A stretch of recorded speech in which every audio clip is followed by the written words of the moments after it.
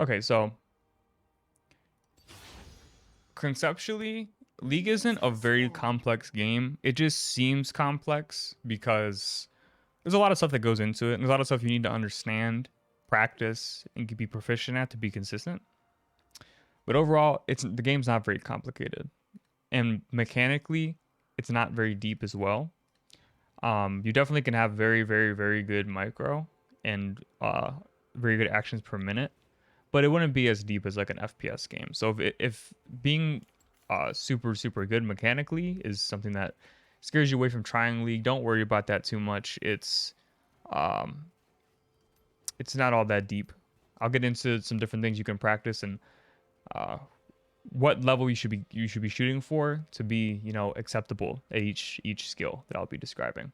The most fundamental concept that I think is extremely important, if not the most important for a new player, is understanding how important CSing is. CSing is just lasting a minion. I kind of messed it up there. When you last hit a minion, you get a little bit of gold. Essentially, you want to be getting as much gold as possible, as quickly as possible, and that will allow you to work around having power spikes. Power spikes are incredibly important because that means that you're getting stronger items than your opponent at earlier points in the game. Why I say CS is the most important fundamental skill is that you don't have to be killing people consistently to be extremely strong. All you need to do is be able to have as much gold as possible, and the simplest way to do that besides killing people is just to get as much farm as you possibly can.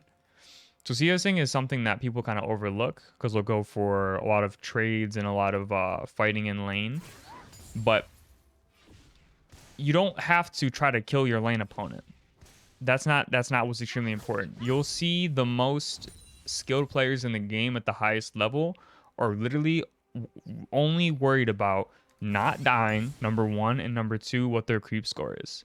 You'll see the most talented players in the game have the highest creep score, and that's simply because they know that the more gold they're able to obtain, the stronger they're going to be and the higher chances they are going to have to win the game. In terms of practicing CS, I would just go ahead and jump into the practice tool in League and just practice with your desired champion, last hitting. I'm showing Annie for this video. She's a burst mage. But she's one of the easier champions in the game to CS with because she has an ability that gives you mana back and also refreshes very quickly, allowing you to last hit the minions very easily. Jumping into the next concept after CS, I'd say the next most important thing that is extremely overlooked, and you won't see people consistently doing it and executing it flawlessly until you get probably into mid-plat kind of. Yeah, I say like mid-plat, bottom diamond-ish, where they kind of understand it and they have it down to a consistent and fundamental level.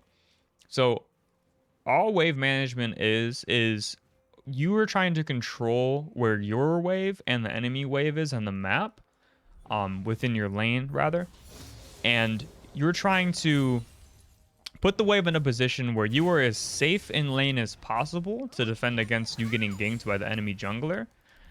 And at the same time, having the flexibility to be able to, if you want to, leave your lane and go roam to other parts of the map, whether it's a skirmish in the river or it's roaming to top or bottom, again from middle, to try to obtain kills and extend your gold lead even further alongside CSing.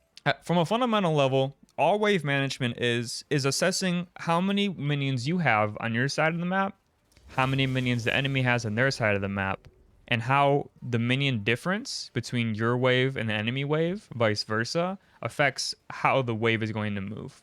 So as you can see, as you would assume what would happen, since I have a super abundance of minions and a super large minion advantage over the enemy minion wave, my lane naturally is going to push into the enemy tower and it's going to push into the enemy laner. To see when your next waves are coming out of base and how fast they're going to get here and when they're going to collide again, because they're not always going to collide in the middle, go ahead and take a look at your base, and the enemy minions are spawned just as your minions are spawning. So just as our minions are passing through the middle of our tier 1 and tier 2 tower, the enemy minions are passing through their side of the tier 1 and tier 2 tower. So you can use this information to kind of assess where is my wave going to come into the lane, and where's the enemy wave going to come into the lane, and where are they going to touch each other. Whatever wave, for the most part, how it works is even waves will stay even. A wave that comes into the enemy tower, so our wave, so I'll just show you for an example. If we try to push this wave super fast into the tower, our wave is going to push into the enemy tower. It's going to damage the enemy tower, but then it's going to bounce back to us. If we try to keep this lane in this position, it's very slowly going to gravitate towards the tower. And if you can see, conceptually, it's going to put us in a very dangerous position to get ganked, because you see how overextended we are in the lane. If this is neutral, we're up another third into the enemy side of the lane, making it so that it's very easy for us to get ganked. So conceptually, when our wave is pushing towards the enemy side, instead of traditionally, as you would not want to touch the wave, you want to try to push it as fast as you can and try to get as much gold as possible, but trying to get it into the tower as fast as possible. Because you'll see, after you push your wave into the enemy tower, it does what's called a bounce, and it will bounce back to your side of the map and start a push towards your side. And it's kind of just this game of ping pong. It ping-pong you back and forth. The reason why after the wave bounces, even though you have an HP advantage, it comes back to you, is because your minions, this circumstance, it touched the, it went into the turret range and got shot by the turret, which will give them a minion advantage. But naturally, if it were to come back to about this position, the wave would start pushing back towards us because the enemy minions touch our minions before our minions touch theirs, and so it will naturally cause the minion wave to start pushing towards you, which is exactly what you want. The other terms that you'll hear in terms of wave management is doing a slow build into a slow push, a fast push, as I just described, neutralizing the enemy wave as quickly as you can to get it to push into the tower, or a freeze, which means you want to try to keep the minions in the same spot for as long as time as possible. So to build a slow push, all you need to do is slightly get maybe a 1 minion, even not like a half of minion HP's worth of health advantage. And you want to try to not kill more than that, not damage the wave more than that. And that will cause your wave to slow push into the enemy side. And if you observe the enemy, if they try to do the same thing, that's what they're conceptually trying to do. They're trying to slow build a wave.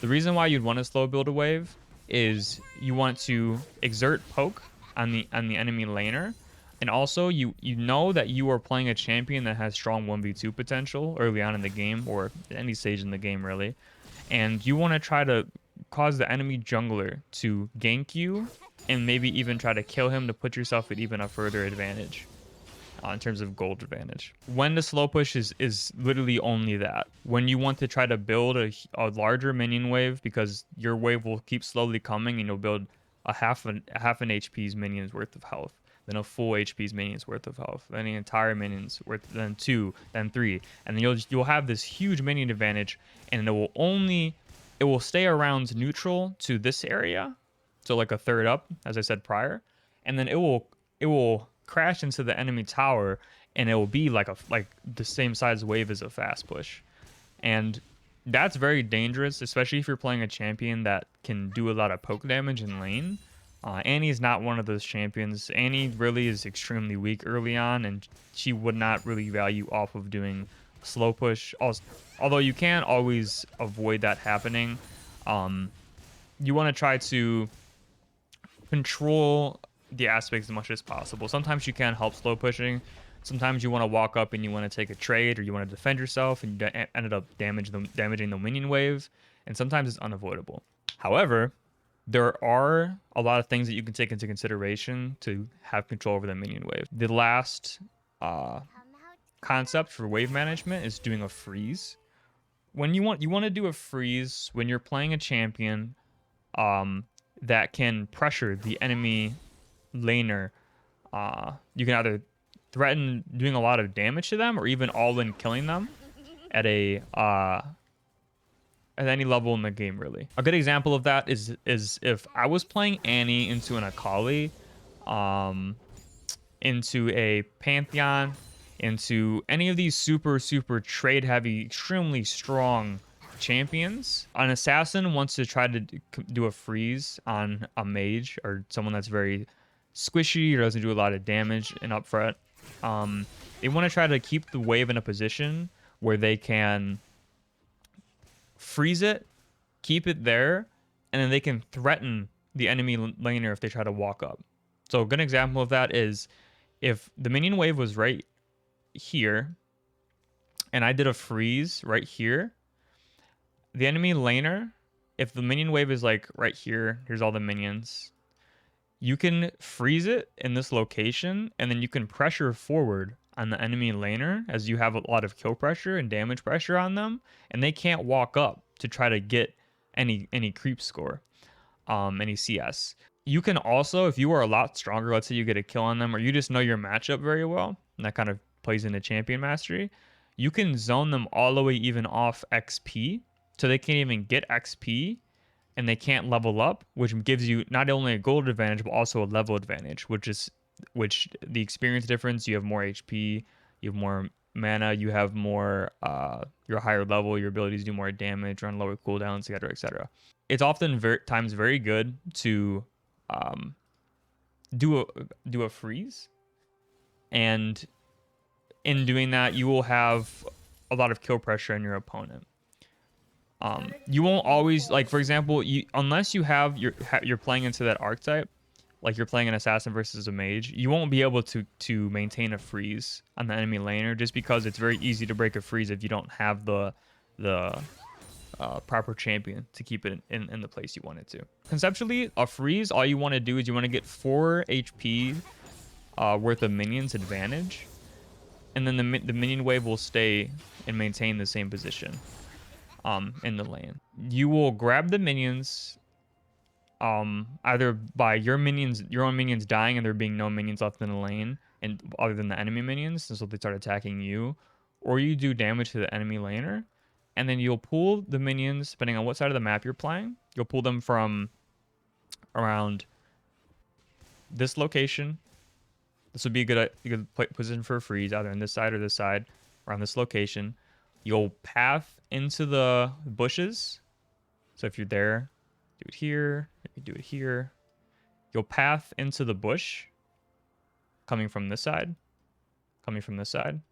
You'll path into the bush, and you'll pull the minions into the bush, and they'll follow you. You'll lose aggro on them, and then they'll part pathing back towards the lane. Basically, what you want to do is, as long as you're not going to take a bunch of damage from the enemy laner by doing this, you have to keep that in mind too. Don't try to do a freeze if you're going to take half your HP's worth of health. Also, don't do it if you're playing a very immobile or a champion that doesn't have a shield or a heal or anything like that, because you'll take a huge chunk of HP trying to let the minions hit you. But you'll path into the bush, and you'll keep dropping aggro and then coming back out of the bush and then redoing aggro, so that they keep dropping their auto attacks on you so they don't keep doing damage. And then you'll ping pong back and forth until you see your wave on the map here come up and approach them, and then you want to leave it. You want to let them touch. You kind of just eyeball it, let them touch about right here in this location. So if I was to do a freeze right here, for example, I would let those minions damage me. I might be able to do an example of this right now. So you got to try to eyeball how much minions advantage that the enemy lane has, because they can do a fast push on you if you let the advantage build too high. So for example, this is extremely huge wave. I'm probably going to burn all these minions down because there's going to be like 6 or 7 on advantage. So right here, let's say for example I had 4 here. I'll pull these casters into the bush, drop aggro, and keep pulling them back and forth and ping-ponging. And so now I can set up a freeze in this location. And so let's say I was playing an assassin. I can pressure the enemy laner by walking up, and I could zone them off of CS and XP, creating that gold advantage, creating an XP advantage, and putting yourself in a lot better position to take your 1v1s or 2v2s or skirmishes in the river. But the next thing that's extremely important in lane is trading. Conceptually, obviously, trading in lane is as simple as using your abilities on the enemy laner, and kind of knowing how much damage you could do, how much damage the enemy laner you can do, and then what type of champion that you're playing. From a fundamental level, all trading is am I going to be able to, if I damage this my opponent, am I going to do enough damage to them that's going to constitute me using my mana? Is it gonna, am I gonna, or my mana, my energy, if you're using a champion that doesn't have either, am I going to do enough damage to them? And am I gonna be safe enough that it's going to make sense for me to try to do a trade? Because if you are gonna go in, if I'm playing Annie versus like a Zed, for example, who's an assassin, if I walk up and I'm gonna do a trade, but we're both gonna use all of our abilities, try to do as much damage as possible, and he's always gonna come out ahead on me, I'm not gonna look to trade with him unless it's gonna be a situation where it's very beneficial to me. Because overall, you don't want to continuously take bad trades, because then you're gonna get to a point where you're gonna get very low HP, and then the enemy's gonna be able to set up a freeze on you, and then you're gonna be in position to get ganked or to get solo killed, and you're going to just lose out on that golden XP and put yourself at a disadvantage. From a fundamental level, that's what trading is. To get more in depth, tethering is a concept that a lot of people don't really think about or pay attention to, or kind of autopilot while they're in lane. Tethering is essentially keeping yourself at a range that you are safe from the enemy doing poke to you or all-inning you. So an example of that is Annie's Q range is pretty short. She has to come very close to you to do that, and in that she has to come pretty close to you to do her entire combo. She's a pretty short range burst mage, and so you must want to kind of pay attention to Annie's range and like what rune she's running. On my Annie, I run Dark Harvest rather than Electrocute, and so I don't look to do a lot of trades in lane in terms of like I'm trying to get this person low to go for a level 6 all in. So keeping that in mind, if I was the enemy laner, I'd know that I would play a lot more aggressively towards me, and I would look for trades. However, if I was playing Electrocute Annie, you want to keep in mind I probably don't want to keep taking trades with her if I can't do more damage than she could do damage to me. So what I'll do is I'll tether her. So if I'm versing an Annie, basically all tethering is you're keeping yourself outside the range of all of her abilities and her combos. So if you see right here, right about at this minion, this is her range that she can Q you. So you want to keep yourself right outside this range and kind of bounce back and forth depending on where she is. It's just like this invisible line that you follow back and forth. So if Annie were to walk up to right here, her new position changes slightly. How much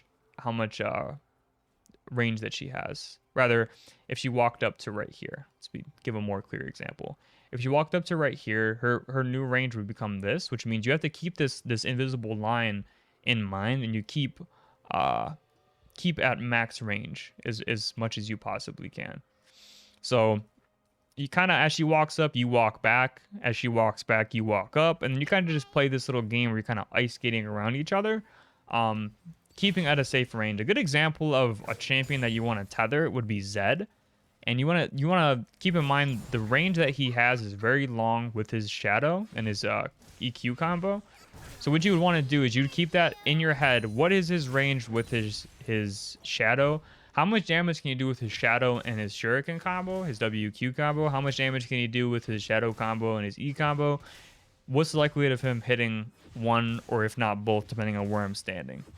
So if I'm tethering a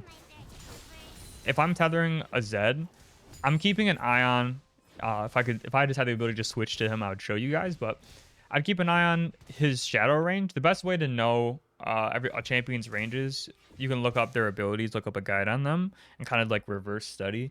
If you have a lot of trouble versing them, sorry, and you would get an idea for how much range that they have. And in that, the more you watch a champion, the more you verse a champion, the greater idea you have of how much damage they do, what their ranges are, and then what your tether range for that champion should be, and if you should tether him at all.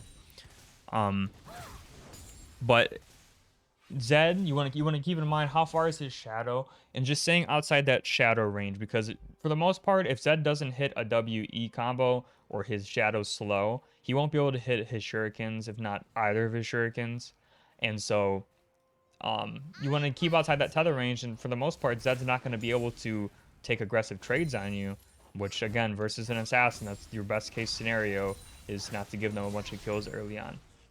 So that's all that trading really boils down to, and that's conceptually what tethering is and why you should tether, why it's important. Second to last beginner fundamental I want to cover is warding.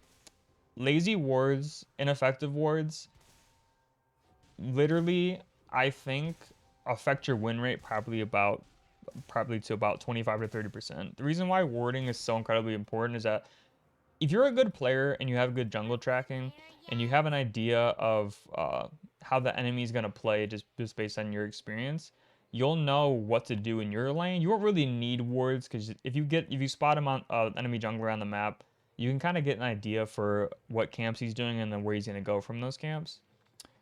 So this is why warding is so important, because you're warding for your teammates. You're not warding for yourself. You're giving your teammates the information that if I were to drop a ward, which is a really good one right here, and you spot the enemy jungler on Raptors, you're going to know, okay, he can come gank me, and then based on how healthy I am, I might be able to look for a 2v2, or more often than not, you're warding here, and then you're spam pinging for your top laner to know, hey, the jungler can come and gank you in a second after he finishes this camp. So you should probably be careful. So you can ping them, ping the enemy jungler, danger ping top, and then you're going to be giving your team as much information as possible. And also in turn, if you see him spotted top, you see the enemy jungler spotted top side, then your bottom lane knows, hey, I'm in an isolated 2v2, and I'm able to go in bottom without the threat of the enemy jungler coming down and either contesting or ganking us in the process or beforehand, and then again accumulating that golden XP advantage.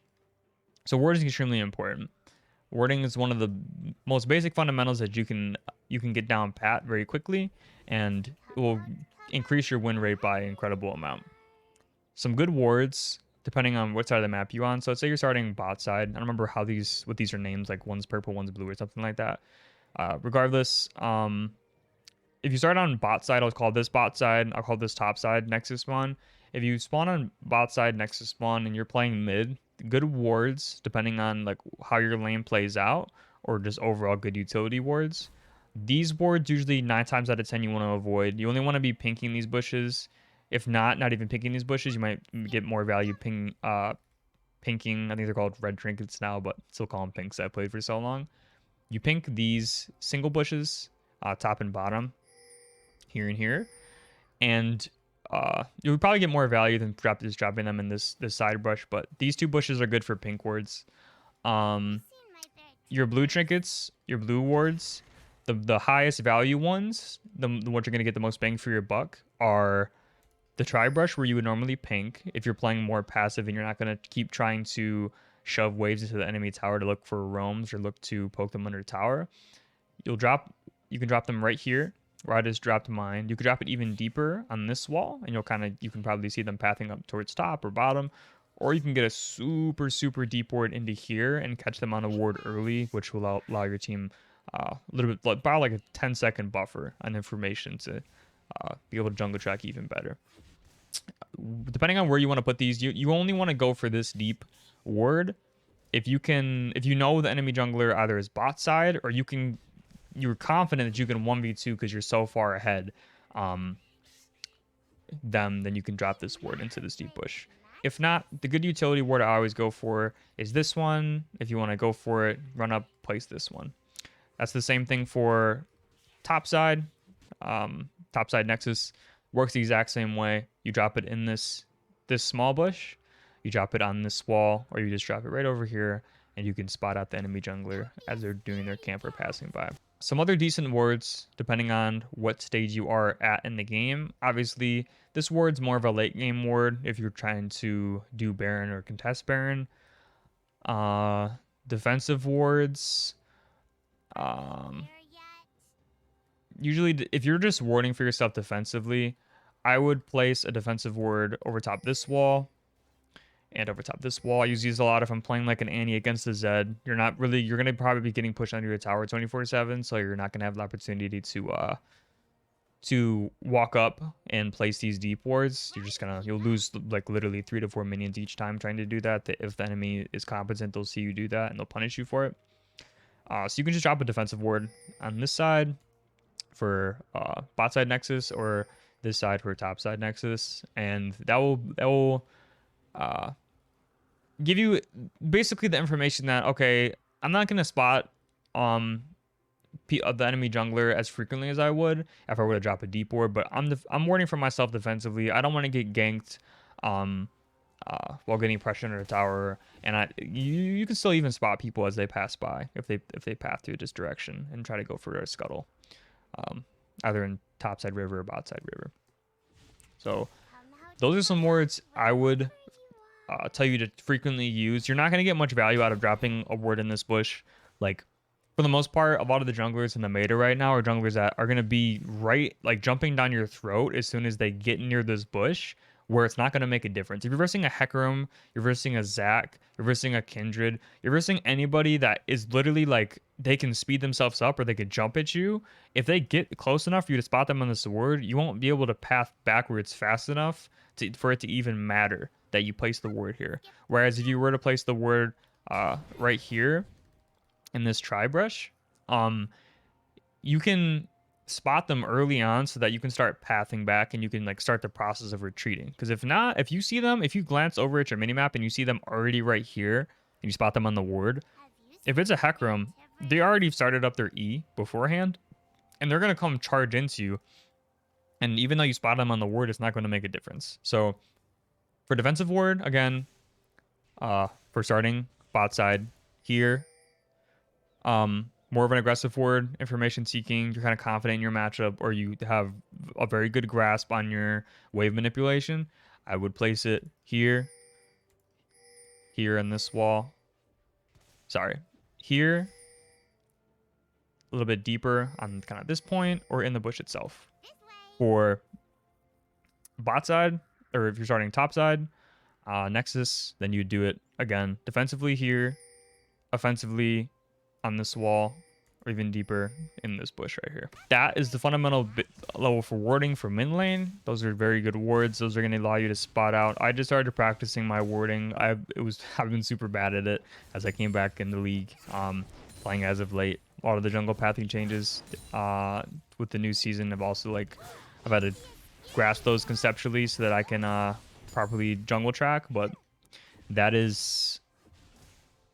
Vision is information, and information is everything in this game. Like I said, like your mechanics can be as good as you want, but if you don't have a grasp on the basics, then it's not going to matter. And then the last concept that kind of plays into everything else would be your champion mastery. Understanding what you're doing with the champion that you're playing and the runes that you take. So for example, if you wanted to main Annie, which I think is a very good champion to pick up at the moment because she's very strong with her recent E rework, allowing her to speed up. I would take into consideration what you're trying to do. So as you heard me reference previously, if you're not familiar with the runes, Electrocute is an offensive rune of the domination tree, which after you put 3 abilities in the enemy laner, or just a champion in general, it will proc what's called Electrocute, and it will do additional damage, just allowing for like burst champions to do just that much more damage on top of their burst already, which is ran on Zeds and Akali's, I think, and other burst champions that are going to go for these little short trades that do a lot of damage. So taking that into consideration, and then describing real quick what Dark Harvest is. Dark Harvest, all it is that when an enemy laner or an enemy champion gets down to a certain HP threshold, if you do damage to them, it will give you a mark of Dark Harvest, and basically just, I think that it gives you adaptive damage, adaptive AP, adaptive AD. I'm not 100% sure on that, but it's something along those lines. It gradually adds damage to your kit as you get more stacks.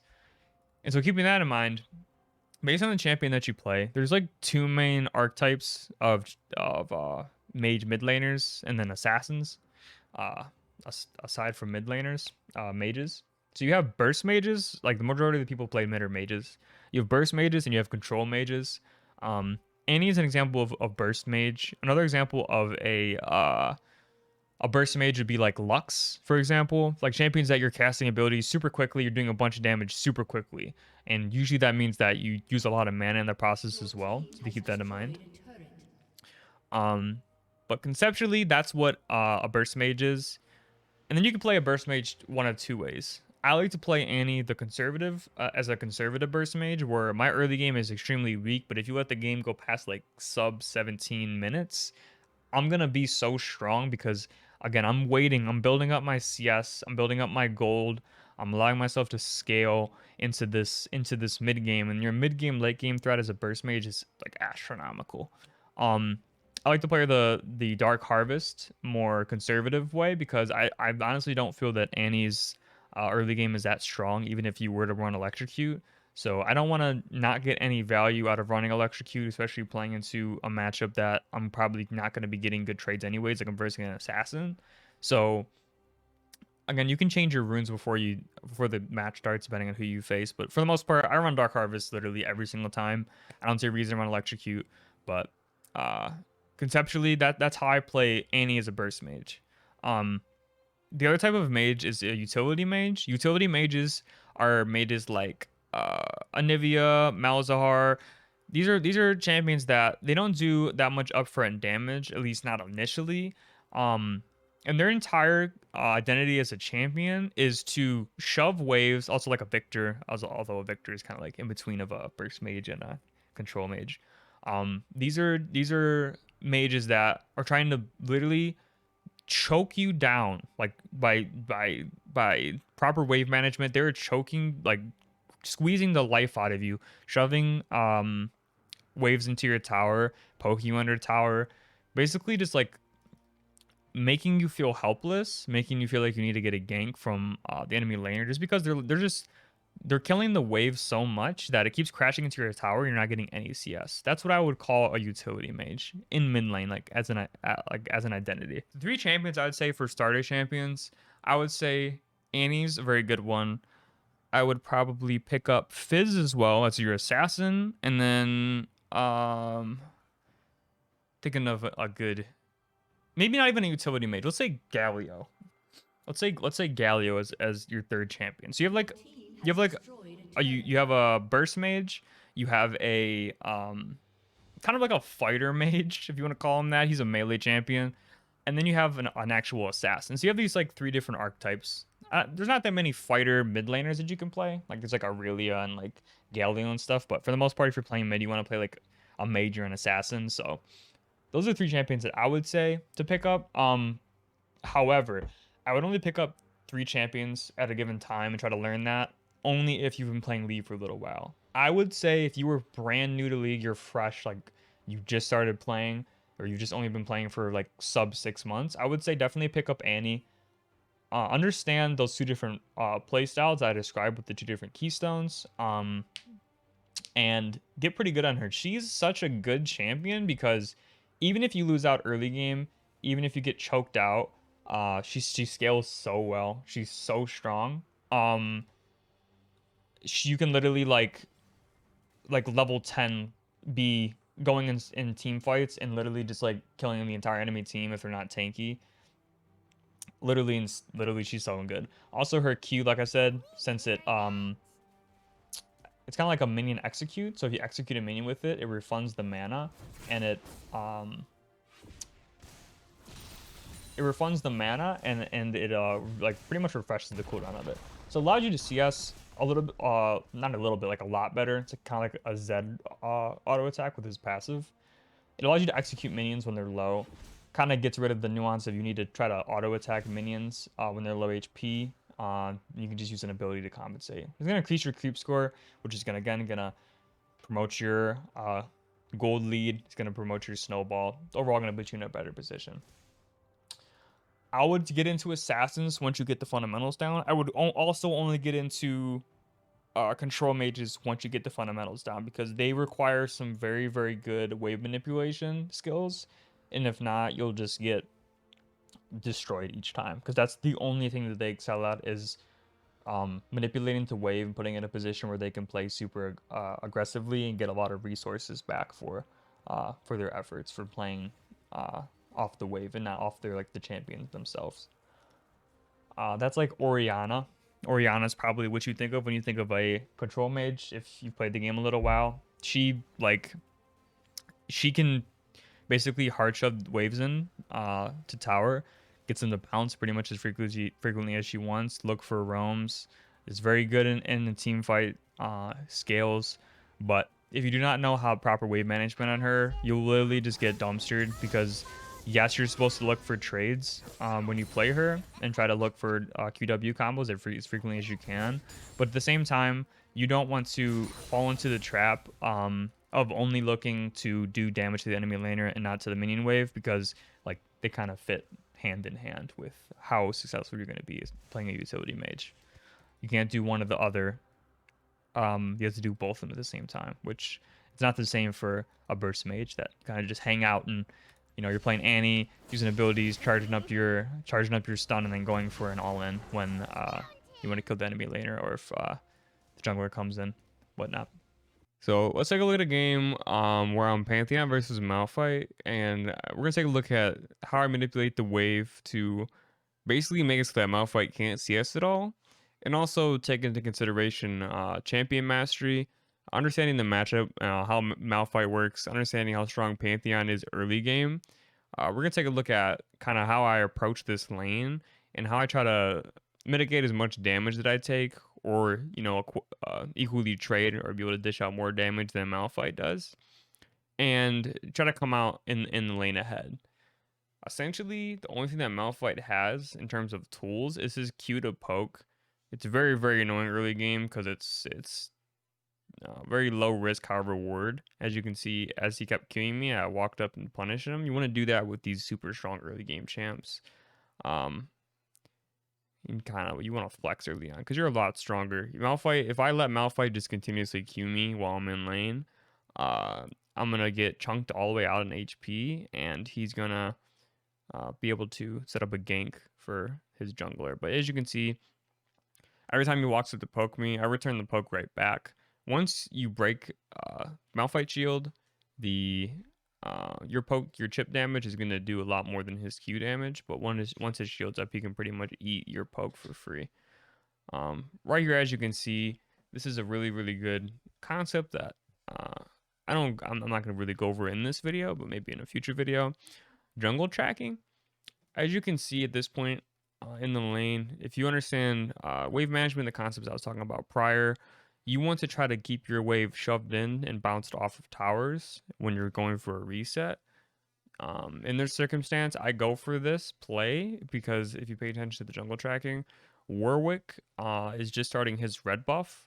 So technically with the timing, if the enemy jungler didn't start bot side, or sorry, if the enemy jungler started red and they didn't do a full clear off of golems, they're going to loop up towards top lane, and seeing as Warwick's doing a full clear, they're either going to be one camp off of ganking top, like Warwick is one camp off of being able to go on the map, or they can be technically in this in my lane ganking me if they skipped a camp to come up and go for this kill. But that's just a judgment call that you have to make in your mind if you want to try to do this. I did this because this is a normal game. Until you get into like medium-ish elo, probably like gold 3-ish elo, people aren't going to be doing these early game ganks and paying attention to the map. They're pretty much is going to be tunnel visioning and farming. So that's exactly what I do. I push into the tower and I reset off of this wave. And then jumping into the next concept, I come back into the lane with a Dirk. And let's see if I pull up Malphite's items in a second. Maybe not. But I came in a lane with the Dirk, so even if Malphite was able to get a cloth armor, which I assume he didn't because he didn't get much CS in lane, the Dirk pretty much negates that, as it has, I think, lethality or armor pen. Something. It has one of the other things that gets through armor. Anywho, this but pretty much, as you can see, Malphite's wave is slow pushing towards my tower. We're fast pushing actually, but I keep thinning it to keep it a slow push, and I keep posturing aggressively towards Malphite to get him off of this CS. And pretty much playing these super aggressive champions, the goal in mind doesn't change very much. You want to posture aggressively when you have an advantage, or you have just a champion advantage. In this circumstance, I have both. And I'm going to try to make it so that Malphite, try to reduce the amount of CS that Malphite can get overall. And by when I mean overall, he's not able to get any of these because if he comes up, he's going to take probably half of his HP in chunk damage. So with these matchups where you have an item advantage or the champion advantage, you want to try to press the attack. Don't let your enemy laner get too much CS, because if you understand how Pantheon and Malphite work, Pantheon's more of an early mid game champion. He doesn't fall off late game, not anymore at least. He used to, but he's a little bit better now with his kit. Malphite is super weak early on and scales into this unkillable tank. So just understanding that concept, you want to flex this opportunity early on. The other concept I'm going to show here is I go for a freeze. I do make a mistake here. As you can see, Malphite actually goes back to recall as I set up this freeze. And really what I should have done is I should have just recalled in the bush and matched his back, because now he's going to come into lane with an item advantage on me. And you can't see it because I'm blocking it out, but at the bottom you can see I have around 900 gold. I would have had about 850, but I have a bunch of gold that I'm just leaving on the map, not going back to shop and buying. And this is something super important concept to do with back timings. You want to make sure that you want to back not as often as possible, but as efficiently as possible. And with the right timing. In that circumstance, that would have been a perfect opportunity considering the wave was freezing. If not, going to start very, very, very slowly pushing towards my tower. Basically just allowing me to continue doing what I'm doing, and flex this this advantage that I have even further, and just keep the freeze going, negating CS and being able to bully Malphite even more. So in terms of like a very rough like beginner guide, this is exactly what I would say are the most important fundamentals.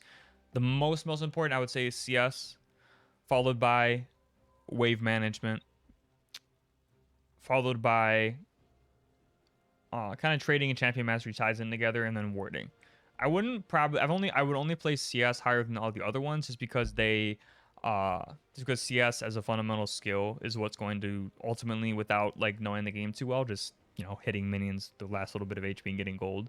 It's the skill that you can get up to speed, get as proficient as quickly as possible, and get the most put yourself in the best position to scale and be able to carry your games each game.